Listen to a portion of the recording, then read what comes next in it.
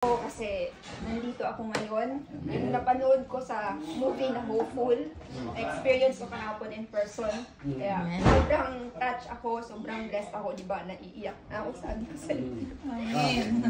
Okay. Sobrang blessed ako na nakasama ako, nakilala ko yung Seventh-day Adventist. Thank you, Lord. Nung nag-play yung mga bata kahapon ng instrument, naiiyak ako sa church kahapon kasi siguro nakilala ko yung Seventh-day Adventist noon pa bago ako magkaanak.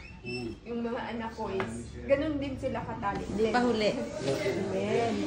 Ganun din. Kaso lang, sa amin walang mag-i-introduce ng Doon sa Seventh-day Adventist sa mga anak ko kasi wala naman ako doon. Yung nanay ko devoted siya sa Catholic.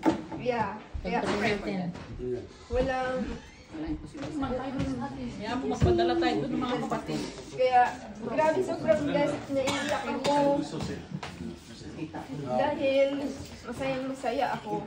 Amen. At the same time, malungkot kasi wala na yung pamilya ko. Kaya, masaya ako kasi andito kayo bumabati ng Happy Mother's Day. Pati pamilya natin is, pamilya ko is, feeling ko nag-bless na rin sila dahil sa panalangin kanila ni Pastor. Maraming salamat. You're part of the family. Thank you so much. You have your family. Yeah, family. Wala akong pamilya kahit isa video. I just want, Okay, let's Andito get kami, time for Kaya nga. Sister Jody. Wala problema, magpa-adapt na ako siya. Sister, she made me cry. But I just want to thank everyone for inviting me and making me a part of your family. And I appreciate you and love you.